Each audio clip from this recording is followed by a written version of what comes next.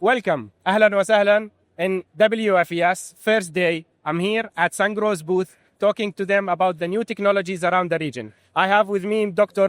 Soo Goh, Grid Technology Director. Welcome, Doctor. Thank you very much. Thank you. How excited are you to be in WFES this year?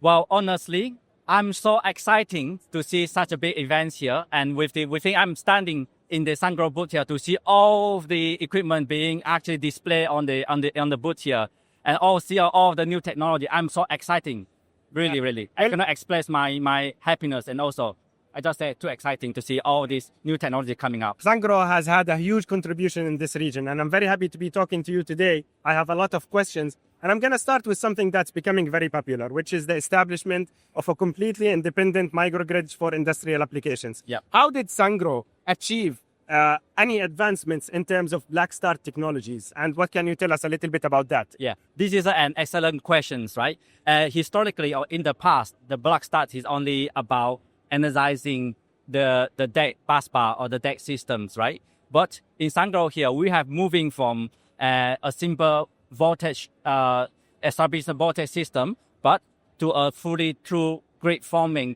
capability and forming technology. This is a new kind of a technology that we adopt. This technology actually using the virtual synchronous generator functions, which mimicking the actual synchronous machine behavior, right? But in the static way, in the power electronic way. So what it do is actually provide a very fast response to any disturbance in the system as well. So it can provide the response within the 5 milliseconds. During the startup of the black start, when the power is actually from zero during startup, right? This fast response from the synchronous generator can actually provide the inertia immediately wherever any step change in the system. So when you're ramping up on the voltage, you can actually very reliably address these frequency issues and also the inertia issue from this black start, which is offered by the grid forming technology. Secondly, what we actually offer here is zero voltage starting capability of the black start technologies. Like conventionally, when we're starting the microgrid or the system, the key challenge here is the inrush current from the system.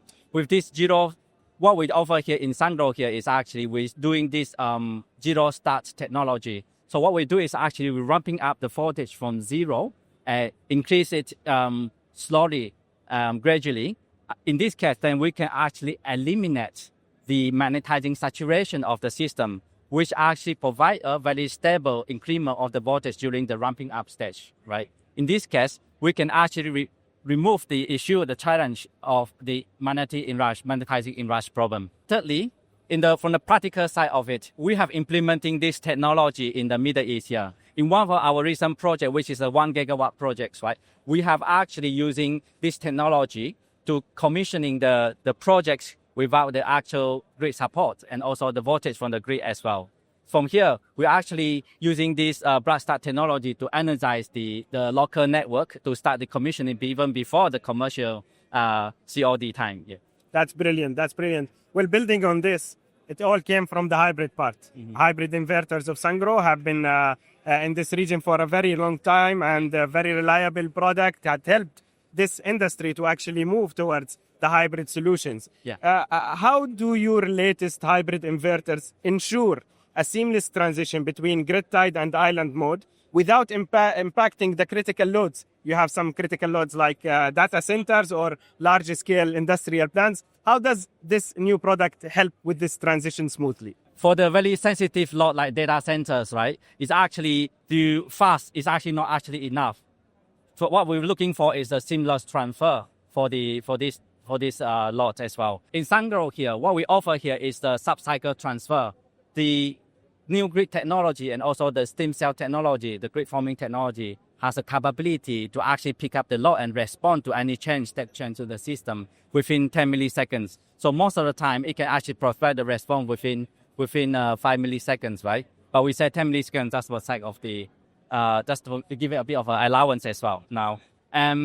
Another thing is the handling of the actual industrial loads, right? In our system, we have a capability to provide the 100% unbalanced, 100% of the phase unbalanced, right? So in the most industry, some of the loads are actually single phase and they are not perfectly balanced across the three phase, right? With using this new technology, we are capable to provide the 100% of the unbalanced single phase fault and supplied it at the same time as well. The third one is the magnetizing in rush as well. As we just now saying, the new Power Titan series, right, has the capability of overloading at 150% for 10 seconds. This attribute is so critical in terms of providing the inrush current to the system. That means you can allow for more inrush current in the system. That you usually, if you don't have this system, usually will actually cause the tripping of the protection system as well. So this is actually very, very critical. Another thing is the thermal stability here. With the new Power Titan 2.0 and also to Power Titan 3.0, we have utilized a liquid cool PCS and also the liquid cool battery cells as well. So this liquid cooling system be able to limit the difference into the temperature between the cell within 2.5 degrees as well. So this actually ensures the battery always discharges at its most optimal temperatures. Yeah. So from all these things, all this together, we'll be able to provide a seamless transitions and to support the AIDC load or some critical load in the system. Well, AI data centers have been a big deal in this part of the region, especially here where there is plans to build some of the biggest AI data centers in the world. These centers consume immense amount of power and they require very high reliability. I want to ask a little bit. You talked about the OnePlus X 2.0 and the Power Titan 3.0. I would like to know how these two products are going to contribute to optimizing the power usage effectiveness for these facilities. Yeah, of course, yeah. So to address the immense power that required by the AI DC or the AI data centers, right?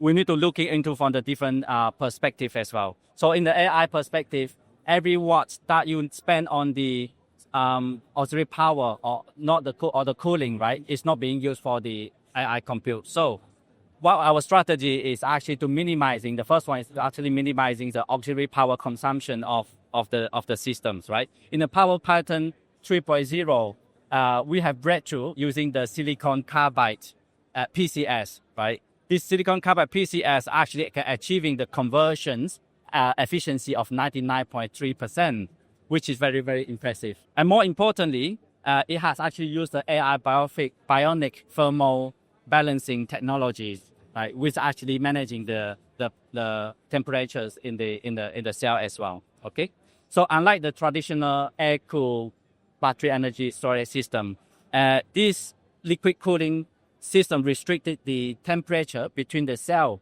and not more than 2.5 degrees C, right, to keep the balance of the battery, the temperature of the battery. Also, this actually reducing the auxiliary power consumption of the system by 40% compared to the average industrial loads. This is from the Power Titan 3.0 perspective, right? When we look into the OnePlus X 2.0 inverter, it is a modular type design, so it can provide the granular power management, right? So what this mean is actually when the data center loading is actually ramping or fluctuated between the training and the inference status, right? We can dynamically activate and deactivate the module of the individual 800 kilowatts inverter, right? So what it actually do is actually ensuring the active inverter is always running at its optimal peak efficiency, rather than we rely on the big centralized inverter, which always running at the half or partial load condition, which is not that efficient. Very interesting. Well, I also would like to understand and know what competitive advantages do you offer in terms to manage the unpredictable power surges that come from data-intensive processing. From Sungrow, we have actually offer a lot of competitive advantages, but there are two key advantages that I can actually mention here. One is actually from the energy density perspective. Secondly, is from the redundancy perspective, right? We talk about the density first. The Power Titan 3.0 actually packs 6.9 megawatt hour of the energy into a 20-foot container, right? And for the data center where the land is actually so costly and in the high price as well. This offers the highest energy density rating and highest density per square foot, right? In the market, which is a huge advantage to the AIDC data centers. Secondly, if we look at from the redundancy perspective, right? With the 1+X 2.0 modular design, if one of the modules actually fail, the remaining module will actually continue running and working seamlessly without any issue. And it's only taking us for 1 hour to replace that the 40 unit and replacing with a new unit. So this ensuring the 99.999% of the availability that required by the AI DC data centers. Well, speaking about data centers, we have to talk about energy storage. Yeah. Speaking about energy storage, we all know the challenge we have in this region, which is the extreme ambient temperatures. So I want to ask you, how does your intelligent thermal management technology leverage AI to predict thermal behavior and mitigate risks before they escalate? Yeah, well, in this region here, where 50 degrees Celsius is the new normal, we treat the thermal management not as a reaction to the heat, right? But we actually treat it as a predictive science. So we achieve this through the AI bionic thermal balance technology and also the hardware breakthrough on the Power Titan 3.0 platform as well. Now, we're looking into from the AI-driven predictive perspective, right?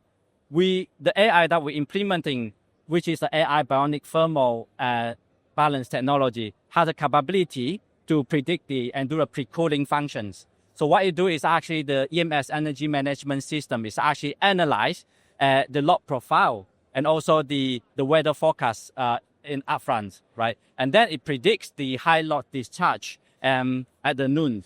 For example, the highest temperature during the peak temperature during the noon times, right?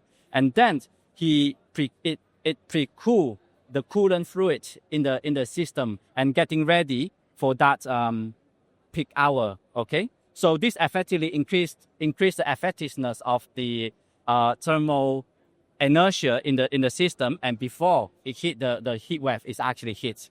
Now, secondly, it's actually having this kind of a smart mode switching technology as well. So the AI is dynamically switching the cooling strategy or thermal management strategy subject based on the cell temperature and also the ambient temperature is measured as well. So this actually prevents the overcooling of the system, which usually consume a lot of auxiliary power from the system.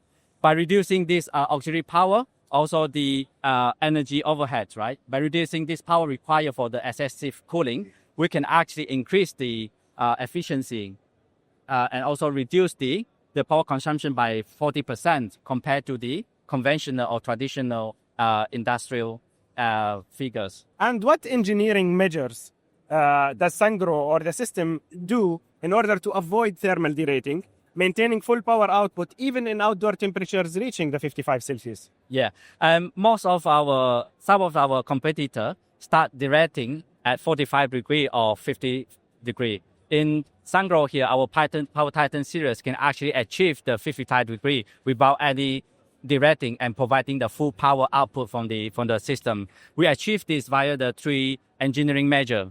The first one is the implementation of the silicon carbide PCS. This is the game changers. By switching to the silicon carbide PCS, right, and Power Titan 3, we actually increase the efficiency of the system to 99.3%, right? Now, higher efficiency means there's less heat generated from at the source. Now, which is the primary reason why we can actually achieve the 55 degree without any derating. Secondly, is the precision in the liquid cooling as well. Now, we don't just cool the container. We cool the cell, the battery cell itself, and also the PCS. We use a liquid cooling PCS and liquid cooling cell. This actually efficiently maintains the temperature difference between the cell within the 2.5 degrees, right? So that means we can actually eliminate the hotspot in the system. This hotspot, which will usually triggering the early derating logic of the system. Yeah.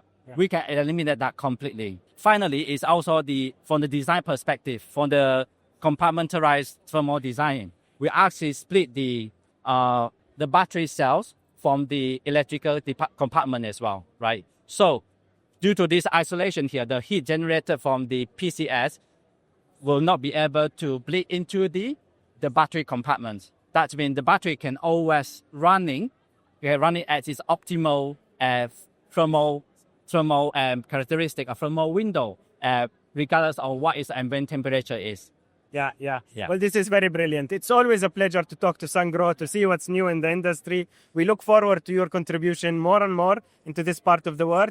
And I'm very happy to be here with you, Dr. Goh. And we look forward to a promising WFES this year. Absolutely. I'm looking forward to actually see all this excellent new technology coming out from Sungrow and given back to the industry as well. Thank you very much, Dr. Goh. Thank you very much. And let's wait for what's going to be next for Sungrow in this year, inshallah. Yeah. Thank you. Thank you very much.